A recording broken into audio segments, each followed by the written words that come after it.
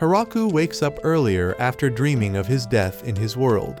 He goes out and greets everyone, noting that he didn't expect to ever live such a dream life. As a soul, Hiraku faces the god that watches over the world. The god notes that he lived 39 years, but he had a cruel fate. He was betrayed by others and then fell ill with a terminal disease. The god decides to give him a second chance with a body that won't fall ill. The god finds it's his mistake for his awful life and wants to apologize and asks him if he has any wish he can also grant him. Thinking for a bit, Hiraku states he wants to try farming. He watched a show about it while he was sick and he wishes to try it. Additionally, he isn't good at getting along with others and wants to go farming somewhere where there aren't many people. The god states farming isn't his jurisdiction, but makes a call and arranges the things. He gets permission from the agriculture god to bestow upon Hiraku the power of the almighty farming tool. Hiraku wakes up in a forest and is happy to be healthy and be able to move again. He decides to start his farming life there and wonders how to use the almighty farming tool. The tool magically appears in his hand and Hiraku starts digging, noting that he isn't getting tired at all. He likes how soft the soil is and notes he can grow good vegetables there. Hiraku then realizes he first needs to worry about food and water and goes looking around. He sees a big tree and decides to make it a landmark and use it as a camp. He goes around looking for a river, but is unable to find any source of water. Hiraku then decides to dig and find underground water. He summons his tool which turns into a shovel, and soon after he started digging, he ends up finding water. While preparing the ground around the tree, Hiraku looks for food, but is unable to find anything. Hiraku then looks at a smaller tree which eventually will get in his way and decides to chop it down now. He summons his tool as an axe and almost gets crushed by the tree as he ends up cutting it with a single swing.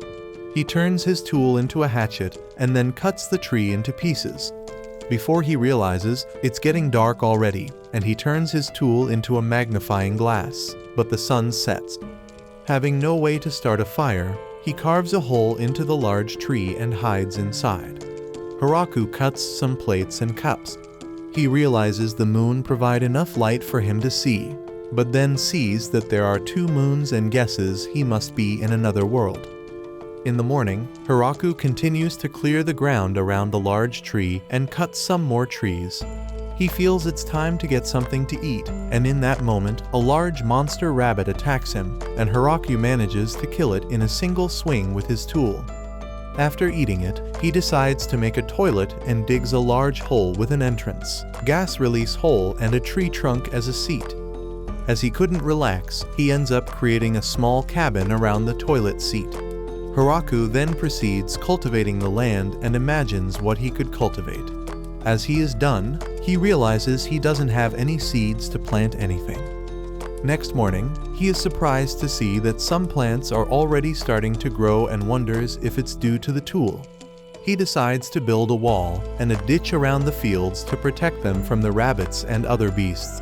It takes him a few days to complete it, but he manages to kill another rabbit.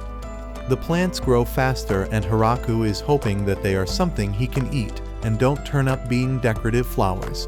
Hiraku then builds a hut, but as he has a hard time lifting the wood up, he digs inside of it to give himself more vertical space. One day, he sees 2 dogs outside. As they look a bit rough and not aggressive, he invites them in and gives them some meat from a boar he just killed and wondered what to do with all that meat.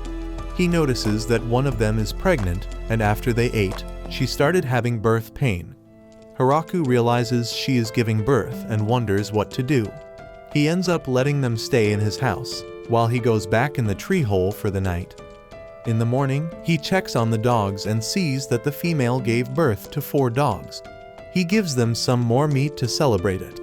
Hiraku believed the dogs would leave after that, but they decided to hang around.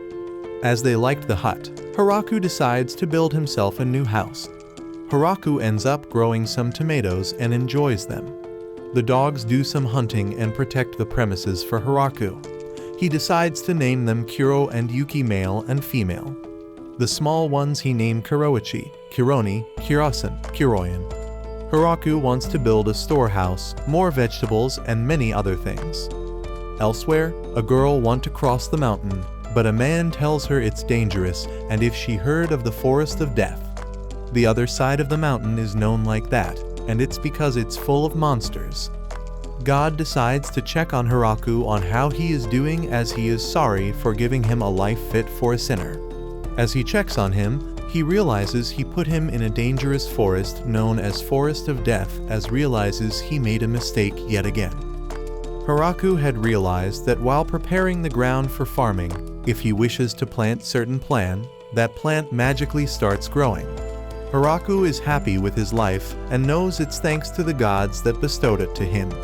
He makes some statues of the two gods so that he can thank them.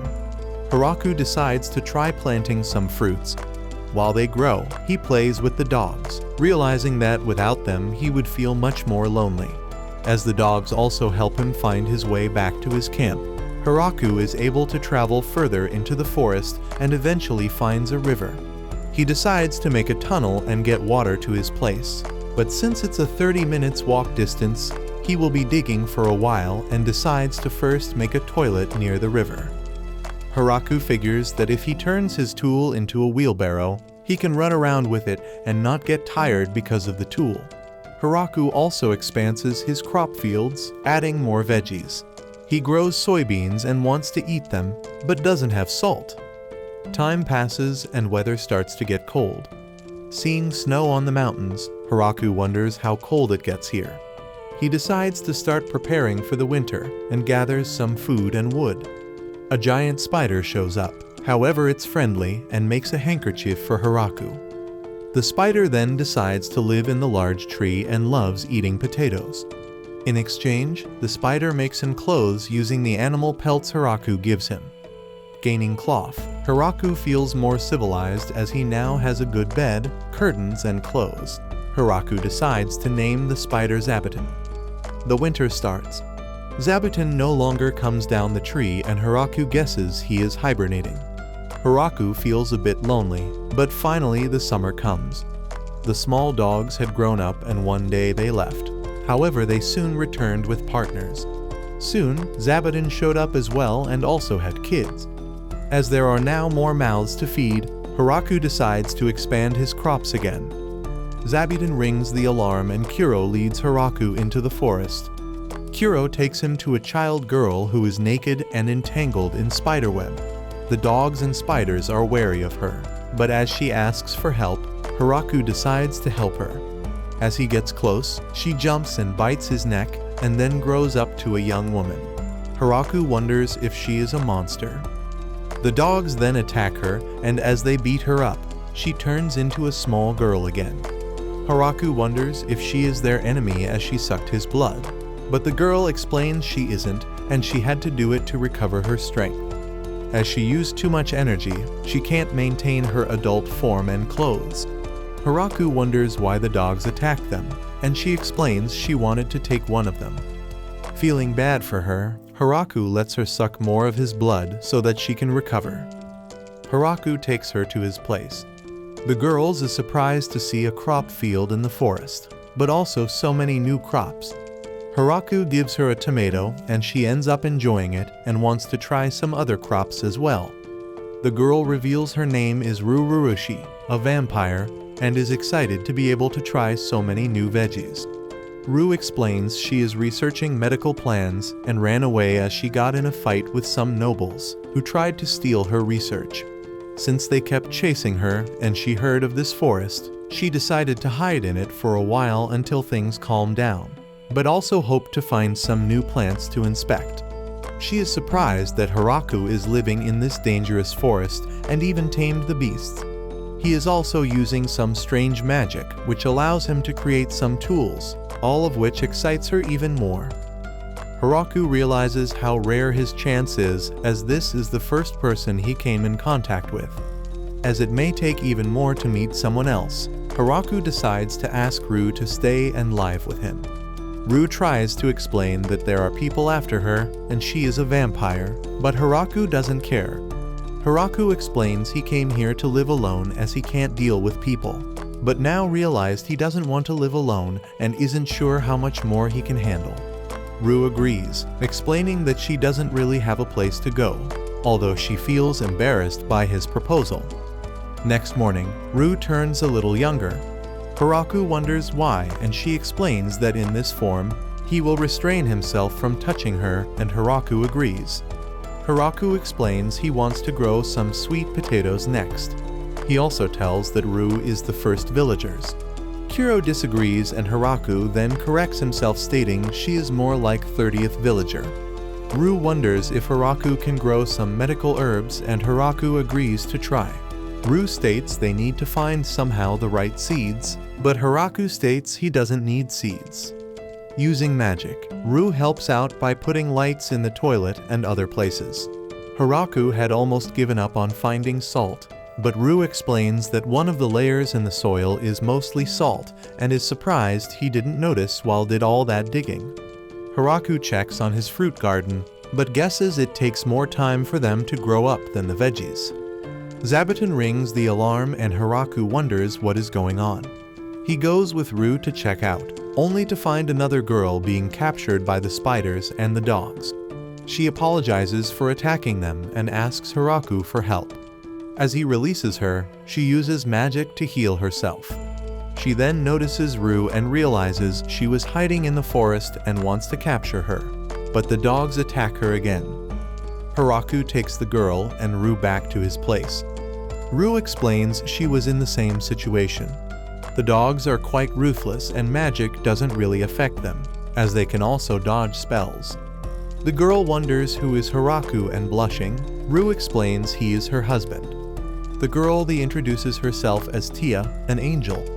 Hiraku guesses that she serves God, but Rue explains that angels are a race of warriors who have more muscle than brains. Hiraku wonders why Tia is chasing Rue, and Tia explains Rue has a bounty due to the damage she caused in the town. Rue is always researching strange medicines and concoctions, and as soon as something bothers her, she starts blowing things up. Rue states that only happened once because the nobles were so demanding and needed to be taught a lesson, and it was an accident, and finally admitted she went a little too far. She also explains that Tia is a bit stronger than her, which is why she ran into the forest. Tia is surprised that Rue is admitting her weaknesses, and Rue explains it's because she realizes how weak she is after facing the dogs. Rue offers Tia to live with them, guessing she will like it. Tia agrees, and Rue takes her around to show her the crops. They spend the day harvesting some veggies, and Hiraku gives Tia to try some, which she ends up liking. After a few days, Tia asks Hiraku if they can grow more strawberries. Hiraku explains they can, but even if they expand, they won't be able to keep up with the harvesting of everything. Tia realizes that they indeed can use more hands. Hiraku also notes that even if they do manage to harvest all, they may not be able to eat it all. Hiraku sees that Kironi, Kirosan, and Kiroyan also have 3 to 4 children now, and the dog family has grown quite a bit. Soon they will grow and go find themselves partners. Rue realizes that means they will become even more, causing Hiraku to realize the hut he built them won't be big enough. Hiraku then decides to build a dog area next to the orchard. Hiraku still haven't named the new pups as they are too many, and he has a hard time thinking of names. Hiraku then sees Zabuton's children leaving, but sees some of them decided to stay. Tia tells Hiraku that she will be gone for a while and flies away. Few days later, Tia returns with a bunch of high elf girls. The elves introduces themselves as Lee, Leaf, Leekot, Lize, Lili, Lida, and Lise. Hiraku notices they are all Lees, and Lee explains it's because they are all related. They came per Tia's suggestion and would like to live here. Tia states they have a sad backstory. They used to live in a village in the north, but most of their people got wiped out after they got dragged into the War of the Humans.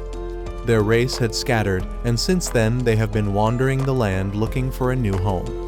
Rue also suggests they to take the girls as she heard that the High Elves are talented race. She guesses they are still young, and Lee states she is the oldest, a bit over 400 years, while Lee's is the youngest, a bit over 300 years old. Tia and Rue insist, and Hiraku agrees as long as they can get along with the rest of the roommates. Lee wonders who are the roommates, and Rue introduces Zabuton and the dogs, which causes the girls to faint. As the elves wanted to live together, Hiraku decided to build them one big house. The elves know more about construction, and Hiraku decides to follow their orders while they are building the house, and mostly just digs and brings them lumber. After 10 days, the house is complete. It's quite big, and Rue and Tia are impressed. Hiraku feels jealous, but has learned the elves' techniques and considers rebuilding his hut. The elves' house has one big living room where they can all gather and dine. To each side of the living room, they have storage rooms. On the second floor, they have individual rooms. Hiraku is surprised to learn that the elves also eat meat and use fire. His image for elves is that they wake up with sunrise and go to sleep when the sun goes down. They are one with the nature and love the tree. They eat mostly berries and refuse to wear any metal. Lee tells Hiraku to not underestimate the forest, as if you try to live like that, you will die quite fast. Lee explains they plan on doing some mining and blacksmithing work, but first they need to build up a furnace that can melt iron. Hiraku is surprised, as in his image, that was a dwarf's work. Soon they build a furnace and start producing things. Having a metal pan, Hiraku gets excited, feeling his civilization is advancing, and guesses the elves can do anything. Lee states are some things they couldn't do, like settle down and reproduce. Hiraku states they already achieved one of those things, but decides to not say anything about the second, seeing how they were looking and smiling at him. The elves had seen there is a wheat field, and Hiraku explains they have harvested it and turned it into flour. Lee then asks if they can make some bread, showing that they have a jar with yeast, and Hiraku happily accepts. As they enjoy some bread, Hiraku guesses it's time to expand the wheat field. But in that moment he realizes something and asks Rue if this land belongs to anyone. Rue explains no one owns the forest, but it technically under the control of the Demon Lord. Hearing that, Hiraku starts to worry and wonders if the Demon Lord will have something against it. But Rue assures him that since he built this himself, the land belongs to him. Tia, Rue, and Lee are amazed by Hiraku, as not only he tamed the Inferno wolves, but a demon spider too. The crops are also amazing, and Lee wonders if the soil here is actually that good for them to grow that well. But it's surprising how he lacks knowledge about the world around him. He had wrong impression on what elves were and had no idea what angels are, so the girls conclude it's more than just lacking some knowledge. Meanwhile, Hiraku is in his hut and makes a wooden cup. He realizes he haven't progressed his waterway in a while and wonders if the girls will help. Zabuton shows Hiraku that it caught a queen bee. As it has no intention to eat it and the bee isn't aggressive, Hiraku decides to build it a little house where the bee can build a nest in hopes that he can harvest some honey. Tia, who was flying by, was curious what Harem was doing, but fear of the hive and apologizes for interrupting him. He guesses he will need to plant some flowers for the bees. After that, Hiraku digs a large hole, intending to use it as a reservoir, and explains to Lee that he plans on drawing water from the river. Lee wonders how far he progressed with his waterway, but hearing he barely started, she suggests they first should decide what to build it out of. Hiraku imagines stone, but Lee explains it will be hard to get. Hiraku then wonders about wood, but Lee explains that due to the length they will be connecting many pieces and there will be too much leakage. Hiraku then decides to use dirt, and using the almighty tool he compacts it, turning it in solid and sturdy as concrete. Hiraku lets the elves handle the foundation of the waterway, while he focuses on sealing the seams and strengthening the foundation. Hiraku also manages to catch some fish. Tia and Rue recognize the fish as quite vicious ones from the Forest of Death and wonder if it's safe to eat them. They make Hiraku taste them first and only eat after that, but end up finding it delicious. As the elves also like it, Hiraku captures more fish and preserves them with salt. Hiraku is surprised he was able to grow some rice, but now that he has easy access to water, Hiraku decides to build a rice paddy. After he digs the area and floods it, the girls wonder if he intends to make a lake and grow fish in it. Hiraku denies it and asks them to help him plant some rice. The rice fields grow fast and Hiraku teaches the girls on how to harvest them. After drying them, he uses the almighty tool to create an old thresher, and then a sieve to get rid of the leaves and plant matter. He then uses a mortar to remove the husk from the rice, and a pestle to polish the rice. The girls note it's a lot of work and wonder if they can finally eat, but Hiraku explains they first need to cook it and shows them how to. Finally, Hiraku makes the rice into rice balls and adds some fish from the other day. The girls end up enjoying the rice balls so much that they eat it all, and only a single rice grain was left for Hiraku. The girls can clean themselves using magic, but as Hiraku can't do that, he decides to build a bath. The girls state they can wash in the river, but Hiraku explains the bath benefits and that they can bath in the winter too without freezing. The girls help him and the bath progress goes well. However, Hiraku then realizes and wonders if it's okay to put the wastewater back into the river. Tia suggests that they use slimes as they will eat the waste products and purify the water. Tia brings some slimes and Hiraku builds a purification pool for them. Tia explains they can also put them into the toilets, but Hiraku isn't sure he wants to do his business over a slime's head. Hiraku finds some mushroom growing on his wood logs, and as he isn't sure what is poisonous and what is not, he wonders if he can grow some mushrooms himself and uses the almighty tool and hits the wood, hoping for shiitake, shimji, and other mushrooms. In the evening, Hiraku teaches the girls on how to use the bath.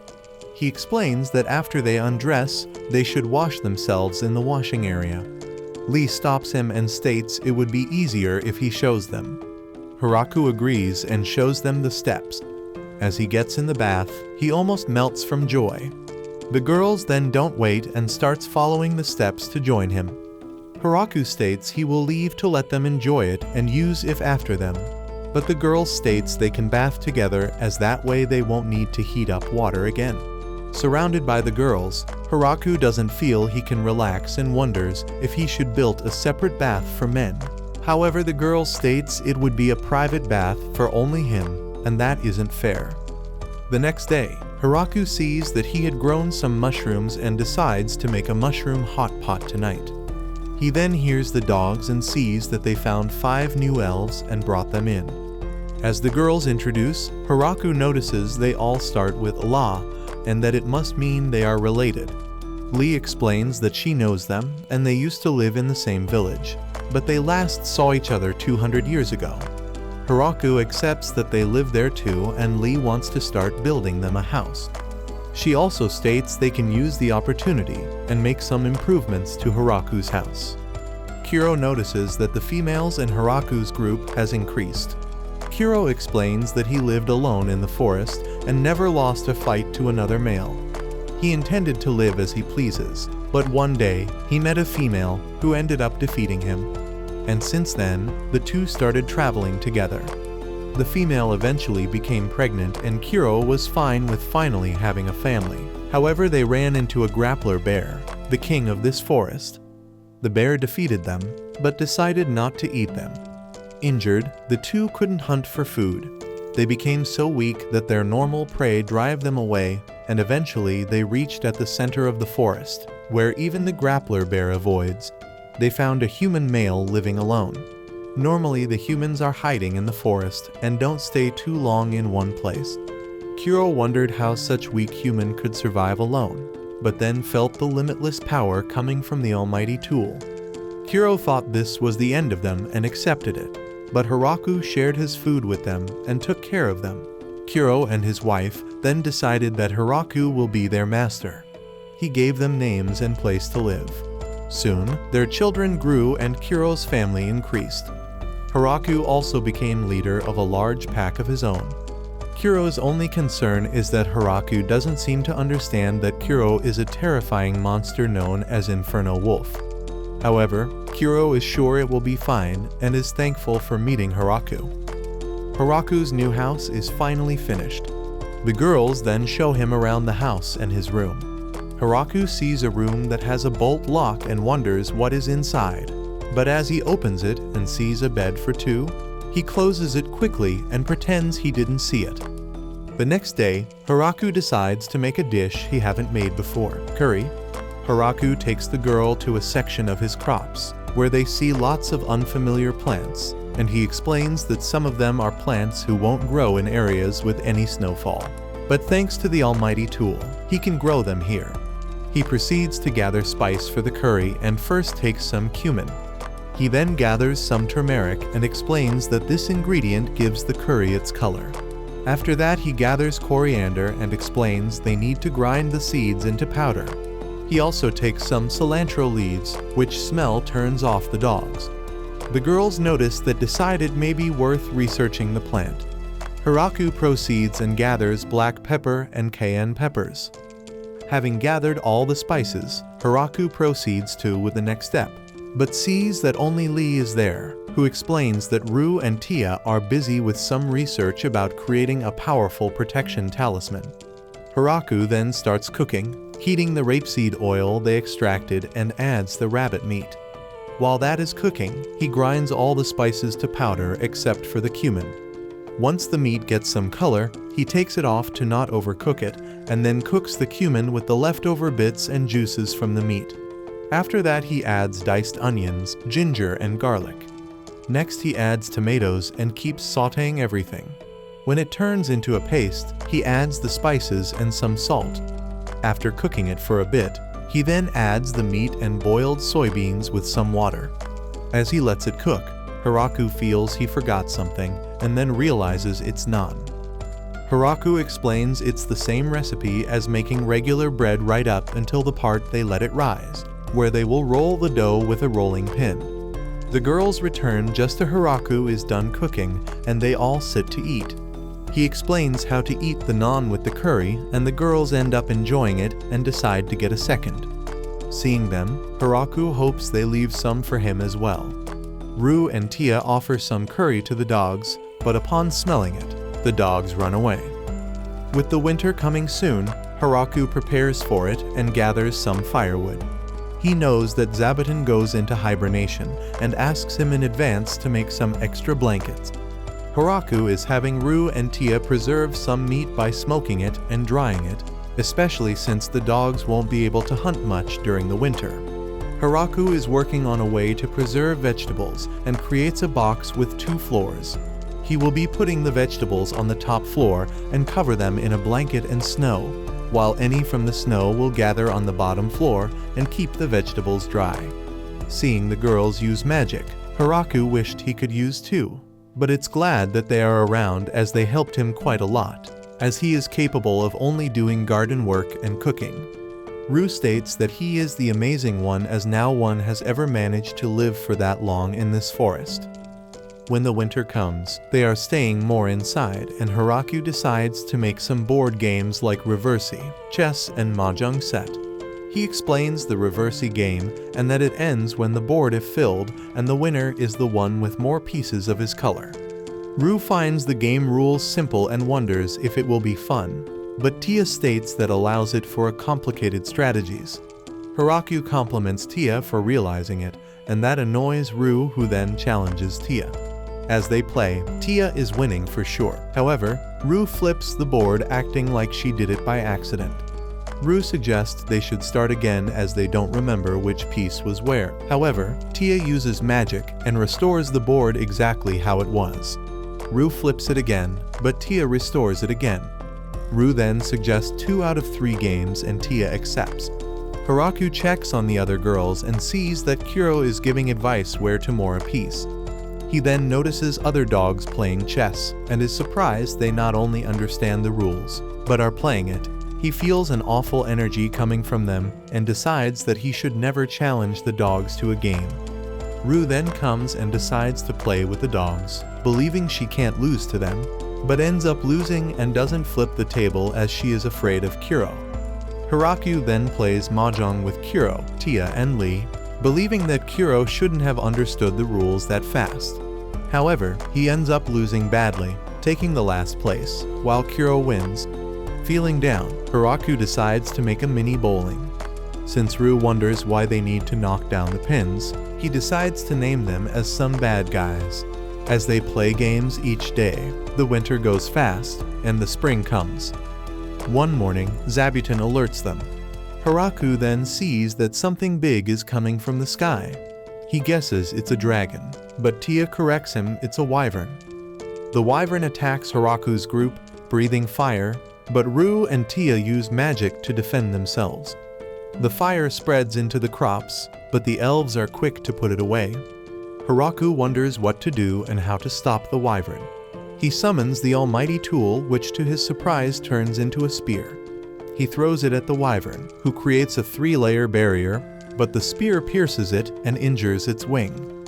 He then throws it again, piercing its chest and killing it. Hiraku wonders if it's normal to encounter wyverns, but Rue explains they are rare creatures. Hiroku then wonders if someone could have sent it, but Tia explains that even if that was the case, the person won't have just sent it alone since it's a valuable creature. Hiraku then assumes it was just a fortunate encounter. He then wonders if they can eat it, and the girls explain it's said to be a delicacy meat. Hiraku makes 3 dishes with the wyvern meat, and all the girls end up enjoying it. Rue asks Tia if she could have blocked Hiraku's spear, but Tia, seeing that the wyvern wasn't able to stop it, she won't have been able to stop it either. Rue guesses it was luck that they first met the dogs and not Hiraku. At the demonic kingdom of Galgardo, Demon Lord's castle, the great generals receive report that a wyvern was felled. Brandon can't believe it, as when one gets close to their territory, they need to mobilize their entire military force. Beazle states the wyvern was attacked from the ground and killed in 2 hits. Brandon fears that they won't be able to fight someone that powerful. Beazle states they are the 4 generals. They need to handle the situation before fear spreads. Brandon then decides they should resign, but Beazle attempts to stop him. At Gatekeeper Dragon's Drime's lair, Dorame, a blue dragon, asks Gucci if he saw the fight, and Gucci confirms it. Dorame wonders what would happen if he takes the spear attack, and Gucci guesses it will likely pierce cleanly through him. Dorame wonders what to do, and Gucci notes it would be foolish to attack. Hiraku enjoyed the wyvern meat, but felt something is missing and decides to finally make some alcohol.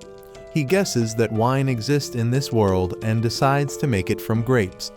The girls are excited and they harvest the grapes quickly. Hiraku then creates a place where he places the grapes and asks the girls to stomp them. The girls feel a bit weird at first, but guess it would be easier if they have some sort of rhythm. The elves then suggest a song from their village and start singing.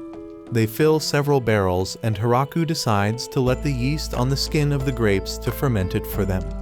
Hiraku wonders if they made too much, but hearing that the girls will drink it in no time, he wonders if he made too little. Meanwhile, the god observes Hiraku and wonders if this is enough for him to forgive him. But the goddess of agriculture tells him it isn't, as he punished innocent soul, and while trying to save it, ended up sending him to the forest of death. The goddess can't believe that he also gave him a replica of the Holy Lance Grime. God explains that he is only using it as a farming tool and he got permission. However, the goddess states he didn't tell her he was giving it to human, which should drain all of their life force and kill them instantly. God states he is fine as he gave him a super healthy body and he must have fast recovery. The goddess states he was just being careless. She is also angry that the god statues that Hiraku made. She appears like an old man. God tries to say it's not his fault, but she doesn't want to listen and punishes him to sit for 300 years.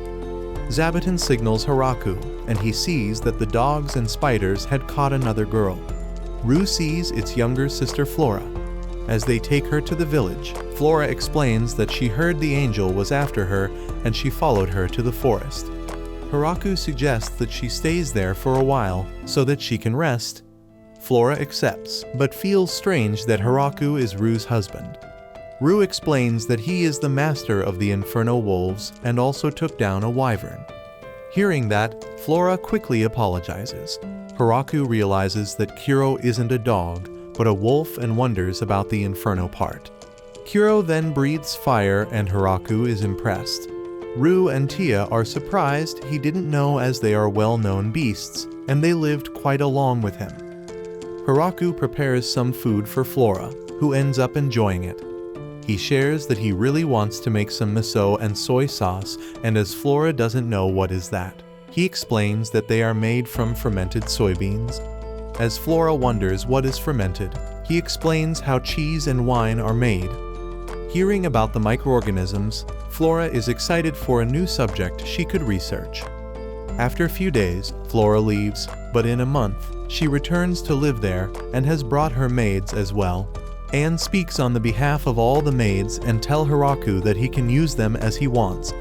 Haraku sees that Flora has brought 2 cows as well and gets excited that they can make butter and cheese now. Tia realizes that the vampires, elves, wolves and spiders are all large groups now, but she is alone. She tells Haraku that she will leave for a while and flies away. Tia returns soon and has brought her underlings. 3 angels, Gran Maria, Kudal and Koral. Some lizardmen, represented by Daga and a chicken. With the arrival of the maids, who are a race of ogres, all of the chores start to get done a lot faster. Haraku notices that they don't cook any complicated dishes and decides to teach them all the cooking methods he knows. That ends up interesting the ogres, who then start cooking. The 3 angles that Tia brought are instructed by Tia to patrol the forest. Haraku wondered why they appeared with armors, but realizes that Tia planned to have them as a security after the appearance of the wyvern. The lizardmen are in charge of all the labor that requires strength outdoors, and thanks to them, their construction work is moving faster than before. Haraku makes Daga wear a scarf around his arm, as he isn't able to tell them apart. Haraku realizes that their numbers had increased a lot. Lee then comes and tells him that she brought all the elves she found in the forest. Haraku then sees another large group of elves, but notices that they are all female. He wonders about the male elves and Lee explains that the men didn't survive. However, they intend to make many. Haraku is happy for them, but decides not to ask how they intend to do that. Several days later, Haraku calls all the representatives to talk with them and asks them on how to name the village. Rue suggests they name it after Haraku, but Haraku doesn't like the sound of it. Anne suggests they name it after the forest, but hearing the forest is called Forest of Death, Haraku feels that's a scary name. Zabuton then points at the door, and as Haraku opens it, he sees the Great Tree and decides to name it the Great Tree Village Teju Village. That evening, he announces the village name to everyone and explains they will be having a party to celebrate it. Everyone start calling Haraku their mayor. Haraku states they need to decide that later together, but the girls tell him that everyone is already calling him that. The village then celebrates it by drinking the first batch of wine they made. Haraku becomes the mayor of the Great Tree Village. However, his daily duties doesn't change. One day, a messenger from the demonic kingdom arrives. Beazle requests to speak with the one in charge of the village, and Haraku steps out. Beazle gives a gift to Haraku and explains that the demon lord wants to discuss the status of the settlement. Haraku recalls that the land was under the demon lord protection and wonders if they will want him to pay taxes or will kick him out. Haraku tells Beazle that if the demon lord lets them live here, they will give part of their harvest as a tax, and suggests 10%. Haraku wonders if it's too low, but Beazle is ready to accept. Haraku then explains they can pick up the tax each year before the winter starts. As Beazle agrees, the 2 sides sign a contract. Haraku's village will be paying 10% of what they grow in their fields. However, that doesn't include milk, eggs, honey, or alcohol they produce. If they are interested in the products they produce, then they can trade. Haraku felt a bit too aggressive with the negotiations and also gave them a gift. After Beazle leaves, the girls tell Haraku that he did a good job, but usually the tax is 50% to 60%. Also, having them to come and collect it is a good move as it forces them to officially recognize their residence here. It's also very good that they have the Demon Lord's protection. Rue is also excited about the present Beezle gave them, an almighty medicine that works whatever you drink it or apply it directly to the wound. Beezle reports to the other 4 generals, which surprises them that the village is submitting to them, even though they can defeat a wyvern. Randon wonders if they have an ulterior motive, and Beezle shares the same fear, and explains that he had no choice but to accept their conditions as the vampire princess and the angel of annihilation were there. They also had an army of high elves and a pack of inferno wolves, along with a trio of killer angels. Beezle had to accept their conditions, otherwise they would have become an enemy to the demonic kingdom. Gratz sees that they also got a gift from them and decides to open it, in case it's something dangerous. He sees its fruits like a pose, but with nicer shape and color. Beezle notices that the cloth in which the apples were is made by a great demon spider.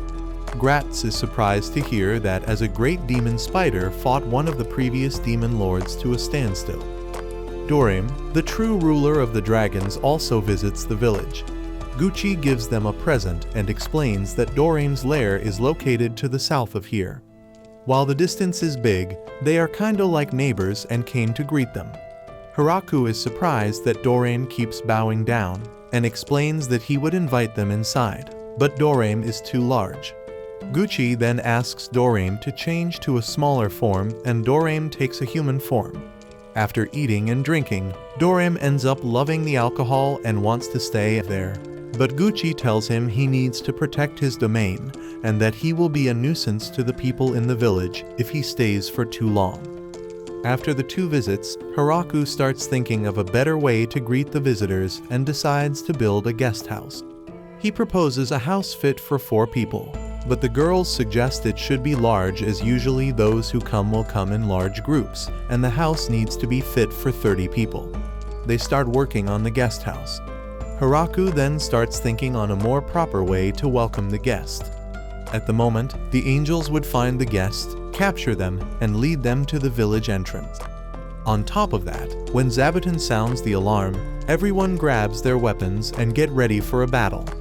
Hiraku comes up with a new signal for visitors and gives a bell to Zabuton to ring.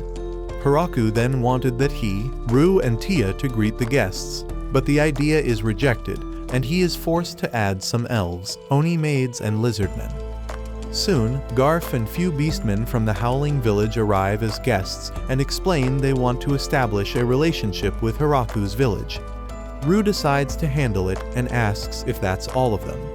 As Garf confirms, Rue explains that they will consider anyone else then an enemy. The Inferno Wolves then bring some more men from Garf's group, and he apologizes. She tells them to behave and then invites them in the village. After they get them into the guest house, they lock them in. Tia explains that every guest they had has brought some present. She still isn't sure if they are enemies, but they aren't following the normal visitor procedures, so they won't be getting the normal visitor treatment. The girls are against giving fancy food or alcohol to the guests, but Hiraku manages to convince them to give them some alcohol. While the beastmen eat and drink, Hiraku asks them how they learned about his village. Garf explains they heard from the Demon Lord's men. In the Howling Village, they are making their living by hunting or mining, and they have been trading with other human villages. However, as there has been some trouble at the human villages, the trading with them became unstable, so they decided to look for someone new to trade. Tia asks them why some of them remained hidden, and one of them explains that if something were to happen to the others, they would return and report back to their village. The next day, Garf explains that they want to trade and have an open market. However, as it's hard for them to come to this village with the goods, he would like if Hiraku can come to their village, guessing he can navigate easily in the forest. Hiraku then guesses he can use the wolves to pull a cart with goods and can visit their village. For their first trade, Garf had brought items made from the ores they mined, things like silverware, glassworks, metalworks, and would like food for them. Seeing them, Hiraku agrees and brings the food they have for trade. When leaving, Garf reveals that he didn't know people bring gifts when they visit, as their village doesn't have such custom, but promises to bring one next time. However, he explains that they are poor and it won't be anything fancy. Hiraku explains that the value doesn't matter, but the thought behind it. Some time passes and Hiraku decides it's time they trade with the Howling Village. However, the girls doesn't allow him to leave and agree that Tia will go with some lizardmen. Normally, it would take them 10 days to get to the village. However, Dorem agrees to take them faster in exchange for a barrel of wine. After his first visit, Dorem started regularly visiting the village and always brings treasures or weapons as gifts, so no one complains about him. Few days later, Tia returns with a sad Dorem. She explains that when the beastmen saw them with the dragon, they were shocked, and initially also refused to take anything they were given. However, they gave some free samples like Hiraku suggested, and the beastmen loved the goods, and they ended up trading everything. Dorem then complains that they even traded the barrel of wine that was supposed to be his. Hiraku then tells him he can drink more tonight during dinner, and Dorem gets happy again. Tia reveals that the mayor of Howling Village asked if some people from his village can come and live here. Hiraku states they need more people for work, so he would be happy to take them. Tia then reveals that there are 20 people who want to come, and they are all young women. Hiraku is a bit disappointed as the village is mainly consisting of females and fears the village may not have a future.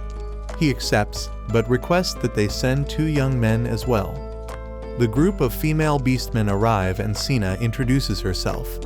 She is grateful that he is accepting them and explains that they are prepared to be used however he see fit, but asks him to not abandon them. Hiraku tells them to take their time and get used to the place. After that, they can make a request of what kind of house they want. He also tells them to not worry that they will be kicked out. Hiraku wonders about the men he asked for, and Sina reveals they brought 3 young men as he asked. Hiraku is shocked, but then realizes that in 5 or 10 years they may help with the village future. Initially, the beastmen believed they will be treated horrible. However, as that isn't the case, they get used to the life in the village quite fast. Hiraku notices that Sina uses magic and guesses that everyone can use it except him. She tries to comfort him and explain that the beastmen kids still can't use and they can learn together, but Hiraku knows that one day they will easily surpass him. Hiraku harvests some apples, but hears some noise nearby the village and the ground shakes. Gran Maria quickly report that a grappling bear and a bloody viper are fighting in the northern area of the forest. Hiraku wonders if they can eat the bear meat and asks Gran Maria to take him see the monsters. When they reach them, Gran Maria suggests they go back and think of a plan. However, Hiraku requests that she drops him down. As she leaves him, he attacks the monster and kills them with a single blow. The killer angels then look at the defeated monsters and state how impressive is Hiraku, as they couldn't take down such monster with one attack. After that, Hiraku decides to cook the bear with some wine and makes wine-braised grappler bear dish, but finds it quite gamey. The girls are shocked that he used their precious wine, but he explains that cooking with wine is normal. He fries the viper and ends up enjoying it more as it tastes like fried chicken.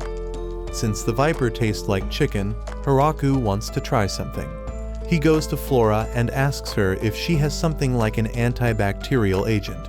He explains that he needs something that can kill microorganisms and will prevent stomach aches or illness. Flora then offers him a potion, explaining that it will blow up everything.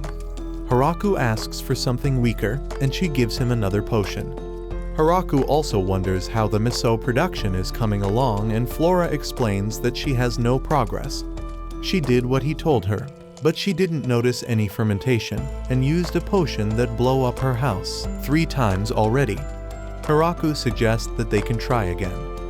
The next day, Hiraku gathers some chicken eggs. He then adds salt and vinegar. After mixing it, he adds some oil and gets mayonnaise, which will go perfect with the fried viper. Hiraku then proceeds with the miso, and start by simmering the soybeans he and Flora soaked in water. Next, they grind them, and he uses the almighty tool to add koji mold. They form balls and pack it into barrels and leave for a few months. Ru then calls Hiraku, informing him they have visitors. The visitors are a few elder dwarfs led by Donovan, who heard that they have high-quality alcohol and wish they share some with them. The girls explain that they can't give it for free.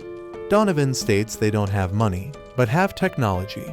They have spent their lives studying alcohol production, and seeing the fine crops they have, they can help them turn them into fine alcohol.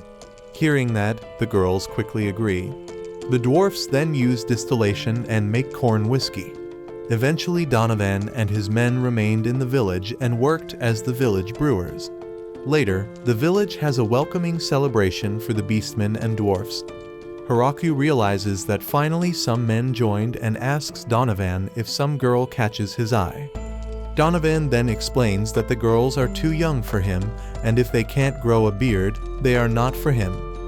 One day, Hiraku sees a dragon approaching. As it doesn't look peaceful, he prepares for a fight. Dorem then shows up and stops the dragon. As the two dragons stare each other, a third appears, which looks even scarier. Hiraku then throws his spear, but the dragon manages to dodge in the last moment. Guchai then stops Hiraku, explaining that they are not enemies and are not fighting. As the dragons land and transform into human forms, Guchai explains that the two other are Dorem's wife, Grafaloon, and daughter, Lastismoon. As Dorem constantly sneaks out to come to the village, his wife and daughter thought he may be cheating, as he always takes something from the treasury and returns in the morning. Hiraku had built Dorem a house there, so that he doesn't need to go home drunk, but guesses that was a bad idea now. Dorem tries to explain this is all high-level politics, but the women are sure he is hiding something. Dorem explains that he has no courage for an affair, and the women agree on that. Hiraku apologizes for earlier, but Dorem makes his family apologize as well. Lastismoon then apologizes for almost burning the village down, and Grafaloon apologizes for the thought of obliterating the man who pointed a spear at his daughter. Hiraku is glad that things are sorted out and leaves. Dorem then asks his wife and daughter if they understand what he is doing, and Grafaloon confirms, noting that while they have small numbers, they have the power to challenge them, which is something she didn't expect to see ever. Lastismoon also notes that Grafaloon couldn't defend against that attack and had to avoid it. Grafaloon explains that was mainly thanks to the spider who pulled her out and is an old friend of hers. If he didn't pull her out, she won't have been alive. Grafaloon then tells Lastismoon to live in this village and make sure that this power is never turned against them. Hiraku agrees with Lastismoon living there, and she quickly starts helping them with the work. However, as she is a dragon and is too strong, she would often break anything he touches. Hiraku wonders what to do with her as Dorem asked him to give her some work. He then notices that the wolves are scared, and Tia states it's not just the wolves, but the chickens and cows as well. She explains that the dragons aren't just powerful, but they have wisdom and knowledge too. Hiraku then gets an idea and sends Lastismoon to handle the diplomatic relations with Beezle, who is shocked to see a dragon. She wonders what he wants, and Beezle barely explains that he wants more fruits like the ones they got last time. Lastismoon states that they are low on oranges, but they have strawberries. Scared, Beezle decides to take 10 boxes. She also suggests some apples, pears, persimmons, and watermelons, and Beezle takes them too. Beezle reports back that they have a dragon now. While it may be risky, they decide to send a spy. Beezle calls his daughter, Florum, and explains that he wants her to investigate the village military might. Florum goes to the village and is welcomed by Lastismoon, who takes her around. However, while showing her around, Lastismoon is informed they spotted a messenger from Howling Village, and she decides to leave Florum to look around by herself. Florum then goes around and sees all the races. Normally, she would expect Lastismoon to command them all, but she heard that there is someone above her who rules everyone. She ends up seeing Hiraku, but as he is just a human, she ignores him. After meeting up with Lastismoon again, she explains that Hiraku is the mayor. Florum can't believe a human is commanding them all, but Lastismoon explains that he is strong enough to defeat her mother. Florum then starts to worry as not only she didn't say hello, she was quite rude to him. Hiraku heard that Florum is Beezle's daughter, and that she will be staying for a while. He sees that she is getting along with Moon, but the moment he shows up, Florum starts acting quite stiff and awkward. The slimes in Teju village had started to multiply, and now they have multiple colors. No one really noticed it until a purple slime drank a barrel of alcohol, which angered the girls. They decided to hold a trial and found it guilty. However, Florum explains it's a slime, and it won't reflect on its action, no matter what punishment they put him trough. The girls realize it, and they decide to leave it since it's just one slime. In time, the red slime started joining them during feasts and drink with everyone. The autumn comes. Hiraku and the rest are enjoying a hot pot, and Hiraku notes that if they have some seafood, the hot pot will taste even better. The girls then wonder what he means by seafood, and Hiraku says stuff like cod, crabs, or monkfish, along with some kombu seaweed. Rue tells Flora to start researching those things. Tia is surprised that you can eat crabs as they are hard. Florum explains that there is a harbor city called Shashado within the demonic kingdom, and they can reach it by going south from this village. Moon decides to fly to it, and Florum decides to go with her as she knows a merchant there. Moon and Florum return 3 days later with Michael Goraun, a merchant from the city of Shashado. After he introduces himself to Hiraku, he shows him the fish he brought and explains that the kombu he requested is usually thrown away by their fishermen. However, he told his men to collect some. Michael explains that his visit has 3 goals: to properly greet Hiraku and thank him for requesting to do business with them, to suggest more opportunities for them to trade goods and do business, and third, to become the official government purveyor for the village. The girls explain that he means to be the one that handles all trade between the village and the outside world. He shows them a list of products his company trades, and they go to further discuss the proposal. In the evening, before leaving, Michael wants them to discuss the alcohol next time, but Moon yells at him that he can't have the alcohol. Scared, Michael then backs off the subject and leaves. Moon flies him back to Shashado. Michael looks back at the village, and just thinking about it, he gets scared. 3 days earlier, one of Michael's men tells him that there is a visitor who wants to speak with him. As he is quite busy, Michael wonders why they don't handle it, but the man explains that they requested him by name and brought goods from their farm, and he doesn't know what to do. Michael is surprised they brought goods as that isn't their rule, and suggests they refer them to somewhere else.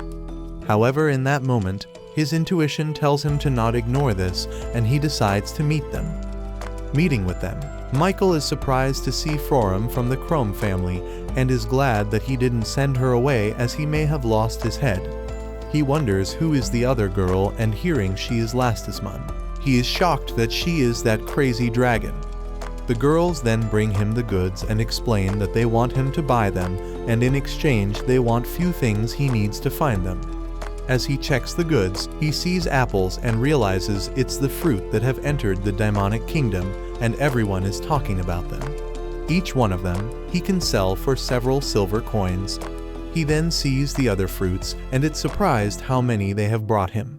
He was believing this to be quite risky, but realizing he will be making lots of money, he gets quite happy as it outweighs the risk and states he will find them what they want.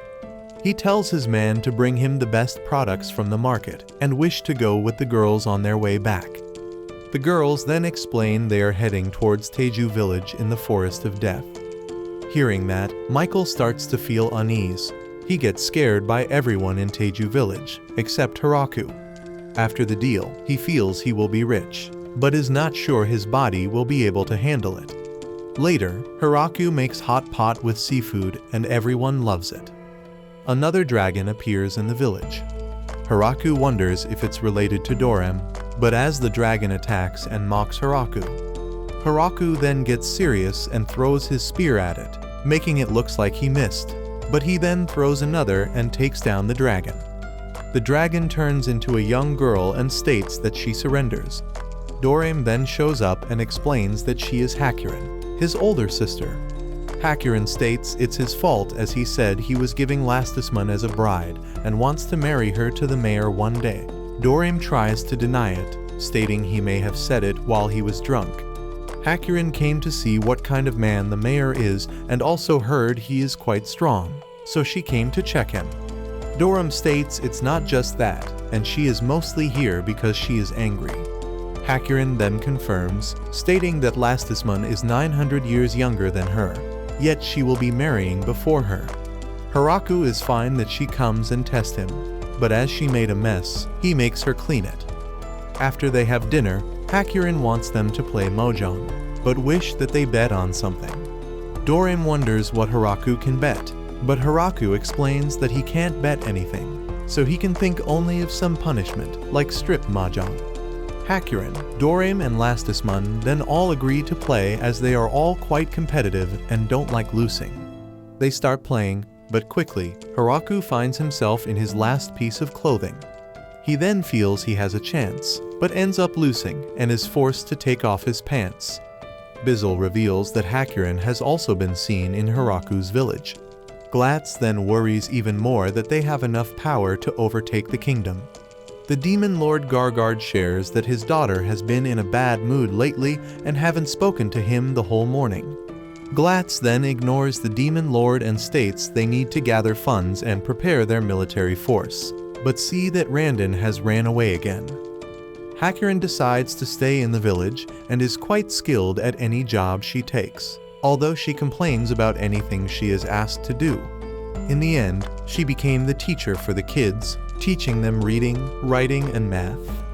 One day, Lamia girls led by Junya show up, bringing gifts and asking Haraku to spare their lives. As Haraku doesn't know what they mean, the Lamia girls explain that the younger wolves and spiders decides to clear a dungeon they found in the forest, which forced the Lamia to flee their homes. Haraku decides to trade the gems they mined and gives them some of their crops. Haraku would be happy if they keep trading and Lamia agree. However, Haraku asks them that when they come, if they can wear some clothes as they are topless. The Lamia then started Lamia delivery service and started carrying the traded goods for the village. Some girls convince the demonic kingdom's princess, Yuyuri, that Haraku's village is planning something foul and intends to use Frorum as a hostage. Yuyuri then decides to defeat the village and save Frorum. Bizzle visits Frorum and informs her that the Princess Yuyuri intends to start a military campaign. Rosalind, Clackassay, and Roge are the ones that convinced her to do so. As for their target, it's Haraku's village. Frorum finds the girls' trio to be quite stupid and wonders why would they attack the village considering she sent them reports on how powerful they are. Bizzle explains that the reports were so ridiculous that they started to think they are unrealistic. Bizzle believes that if Frorum tries to stop them, they will think that she is a traitor. However, he asks her to think of something to stop them. As the attack is tomorrow, Frorum guesses they just need to show the power of the village without mobilizing the village. They pay the Lamia girls led by Junya 10 boxes of apples and 3 Lamia face, the 300 men that were heading towards the village, and easily make them surrender. As a result, Rosalind, Clackassay, and Roge are taken to the village and Frorum explains that they want to join the village and work for it like their life depends on it. They will be working for Frorum, but if they do something that harm the village, Haraku can just dispose of them. Haraku then wonders about the 4th girl, who sits in a throne, and Frorum explains that she is here just to observe for a while.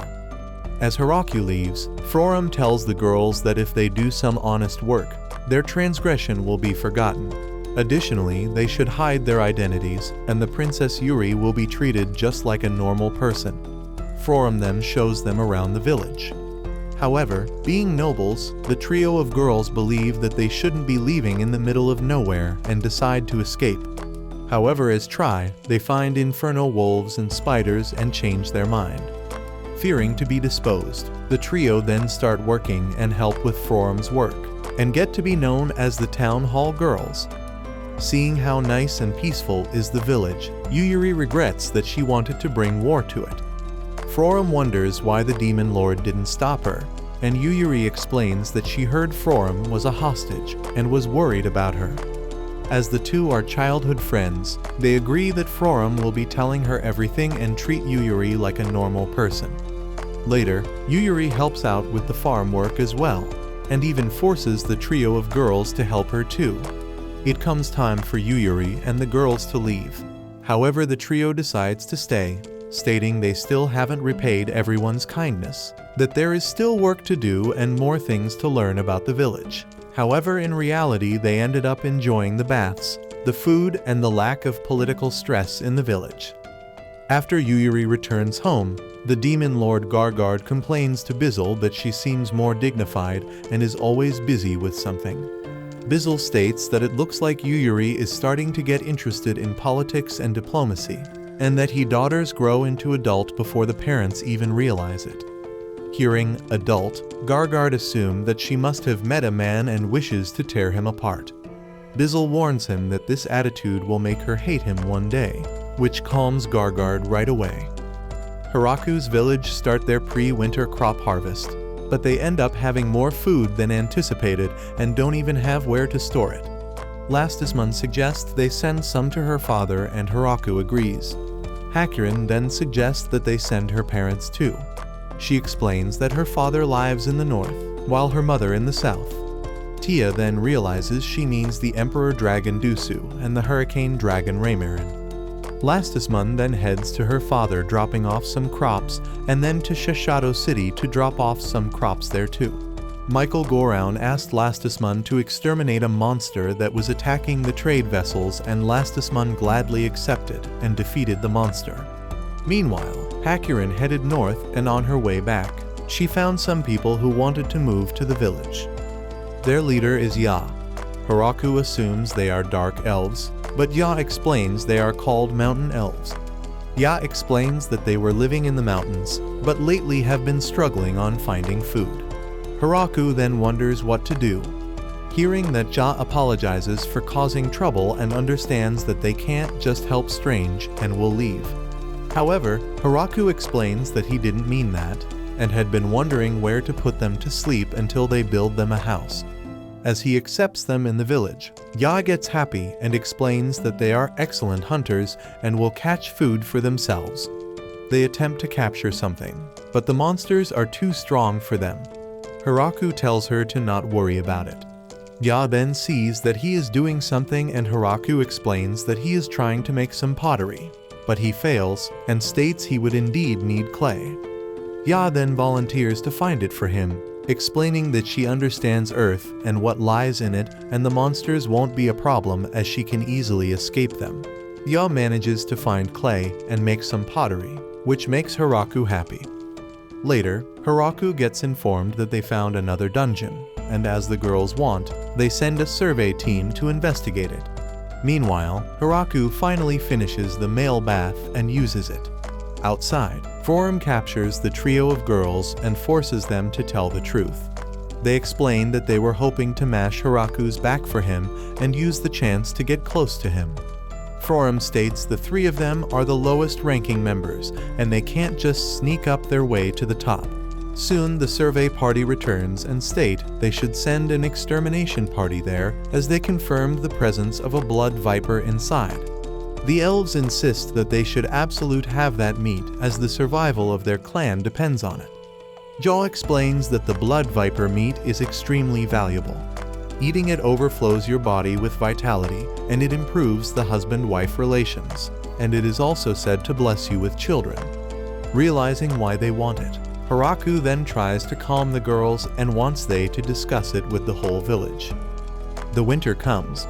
Hiraku visits Rue as she doesn't feel well. As she explains her symptoms, Sina wonders if she is craving sour food lately. Rue explains that she doesn't have an appetite but is still able to eat tomatillos and fruits. Sina then explains that someone in their village said the same thing. Hiraku then wonders what happened to that person and Sina explains they congratulated them on the baby. Rue's pregnancy is going well, however due to it, she can't transform. As the maids insist on waking up before Hiraku, he starts to wake up a bit late, so that he maids can get some sleep as well. As the village grew quite a bit, they are splitting breakfast into 3 groups. Hiraku is part of the first group, and as he eats, Gran Maria informs him that 3 killer rabbits tried to infiltrate the farm. However, Kuro and the other wolves eliminated them. They note that it's good that the rabbits keep trying to do that as they get constant food supply. Hiraku notes that the angels are always composed and proper, but when they are off duty, they enter lazy mode and rely on others to prepare them food and wash their clothes. After he is done eating, Hiraku starts working. He sees some garden pests and eliminates them with the almighty tool. Hiraku takes break for lunch, which is something that isn't common there, and it took people some time to get used to.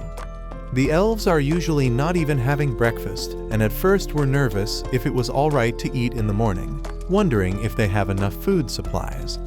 The beastmen were also not used to eat each day and initially believed they are treated nicely because they will be thrown out soon. After lunch, Hiraku continues to work. While having more people usually helps him with his job, when there is need to till new fields or plant new crops is still a job that Hiraku handles only by himself as he is using the almighty tool. Hiraku plants some flowers, wanting to bring some colors to the village. Outside of farm work, Hiraku is using the almighty tool to create various things to help out the villagers and is thankful to God for the tool. Hiraku also sometimes joins the military training. He doesn't think the village needs it, but the maids insist on it. Seeing them using the training as exercise to stay fit, he decides to train a bit, but is quite bad with any weapon, except the almighty tool. As it gets dark, Hiraku's workday is over, and he heads inside for dinner. The maids present him with a new dish, stating they are confident about its good taste about 20%. Hiraku tells them to only present dishes where they are at least 50% confident it's good. However, the maid refuses as they don't want to waste food. Harem gives Hiraku a letter from Yuyuri in which he reads that she wants to eat apples again and a dress. Harem then explains that Yuyuri liked the clothes that Zabuton made and is wondering if Zabuton can make more for her. After resting a bit after dinner, Hiraku takes a bath and is usually the only one there, but in reality he was in women's bath temporarily. After the bath, Hiraku usually feels unease as the elves start stalking him. Even in his room, he still feels they watch him and tricks them into revealing themselves. After that, he thanks God again for the good life he was given and falls asleep. The dwarves are usually always working making alcohol. Hiraku expected they to be always drunk, but they take their job quite seriously and don't drink while working. They also ask him to increase the grape production by 3 times and Hiraku agrees. Sina comes running and informs Hiraku that there is a strange man. Hiraku goes to check him and sees the man bowing to the wooden god statues Hiraku had made. Hiraku then wonders how he got in without Zabuton or the angels seeing him. Rue recognizes that he is the progenitor, Vargreif, who is quite happy to see her. Vargreif explains that when he heard she is pregnant, he didn't believe it, but it seems it's true.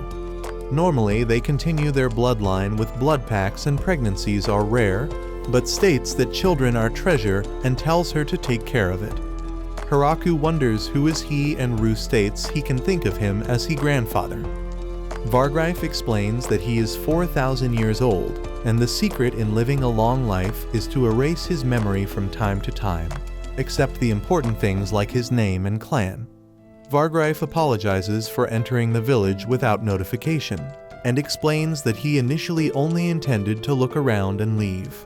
But the statue below the tree caught his attention, as it was splendid likeness of the great creator. Hiraku wonders if he met God before, and Vargreif confirms that he met him when he was born and God told him that do his best even though he is born with a slightly abnormal body. Hiraku figures the abnormal body means that he is vampire and Vargreif guesses so too. Vargreif explains that he have been trying to remember how exactly God looked and it must be great to live to such statue.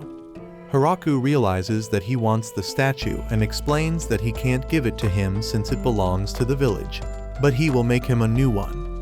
After making him a statue, Vargreif likes it. He wonders how much it would cost him, but Hiraku doesn't want to take money for something like that. Vargreif then states he will have to think what he can do for him as thanks. After leaving the village, Vargreif visits a large temple. The head priest there is happy to see him, noting it was 50 years since he last visited.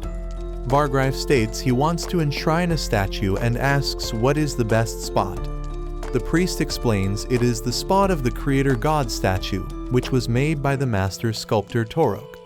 Vargreif then wants to move it in order to put the new statue there, and the priest agrees. Seeing the statue, the priest is impressed, stating it must have been made by a famous sculptor, and wonders about his name so they can honor it. But Vargreif, it would be better if they don't do that, as Hiraku doesn't seem the type to appreciate stuff like that, and also doesn't want to disturb his peaceful life. Vargreif states they quietly support him and tells the priest to inform the other temples and they all to be respectful of the Teju village.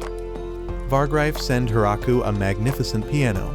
Hiraku doesn't want to take it as payment, but Vargreif then states it's gift to celebrate Ru's pregnancy. Hiraku decides to put the piano in the dining hall. The three hall girls realize that it's a piano that can only be found in the large temples and is used for big ceremonies. They decide to play it as it's one of a lifetime opportunity. However, they end up too scared to play on it as they fear they may ruin it or break it. The three of them then ask Hiraku if he can get them a piano so they can practice on it. Hiraku doesn't understand why they don't want to play on the current one, but makes Michael go around get him a practice piano. A lot of the girls end up enjoying the piano and try learning to play on it. However, Hiraku have trouble sleeping as they also play on it at night. Hiraku calls for a lunch break. However, he ends up continuing to work until Ru calls him to stop and join them for lunch. He wonders if she should be moving, but she explains it's fine and that she heard she needs to exercise.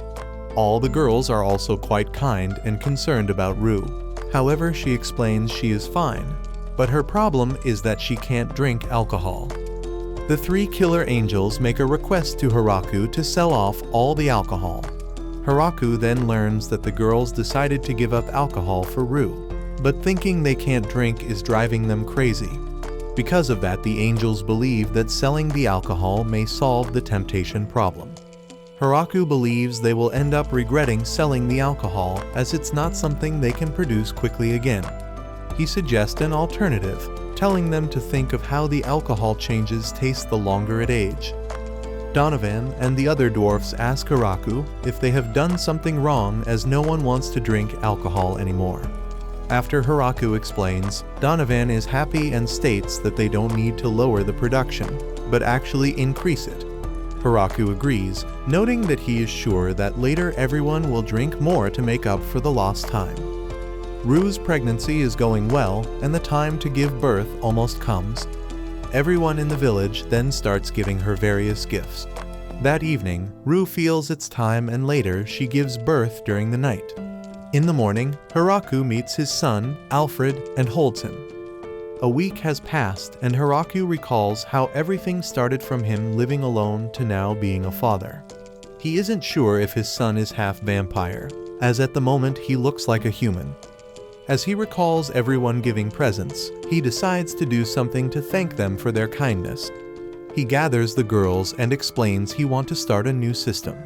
He gives them reward medals, silver coins, and states they can trade them for things they like. Tia realizes that's like money and Hiraku confirms, stating he figured that one day the village will need its own currency. Until now, Hiraku has been taking all the goods and distributing them to everyone. If someone wanted something, they come and ask him, but with the increased population, handling all the transactions by himself became impossible. They wonder if they can't just continue trading goods between them. But Hiraku gives them an example where different people put different value on certain goods, which is why he wants to use currency. Since it will cause a turmoil if they suddenly switch to the currency, Hiraku plans to start by giving the coins as reward medals. Hiraku gives everyone 3 coins. However, as the wolves and spiders are too many, he gives each group 30 medals. Some of the people traded them right away, while others like to just have them and not spend them. Hiraku starts getting more custom orders of furniture and toy, and feels he actually now works even more than before. Soon they have a big feast to celebrate the birth of Hiraku's son. where everyone are finally able to drink again. Rue brings a wooden hammer that Donovan had gifted her before, and the dwarf bring a big barrel, stating it's a new kind of wine they made, and states they need to use the wooden hammer to open the barrel. Donovan wonders how is the wine, but Rue explains that she still can't drink as she is breastfeeding the child, but she is fine watching everyone else drinking. Donovan then suggests they bottle some of it, so that they can drink it later. Hiraku likes the idea and states they can keep it until Alfred is old enough to drink it with him. At the demonic kingdom, Beazle tells them that Hiraku's village had a baby. They had finally realized they can't defeat the village and wonder how to keep a good relationship with them. Glatz suggests they marry someone from the kingdom to someone to the village, but the demon lord mistakes it that they want to marry Yuri and is against it. Tia, Hakurin, and Frorum tells Hiraku that there are some people who want to move here as they want to escape a war. Hearing that the number is over 100, Hiraku believes they will need another village in order to take that many people. Rue then states they should do it. The girls agree as that means more people can move in and suggests they call it the Great Tree Village too. Hiraku states it will be a lot of work, but the girls are ready to give their best. Hiraku agrees and they start thinking where to start it.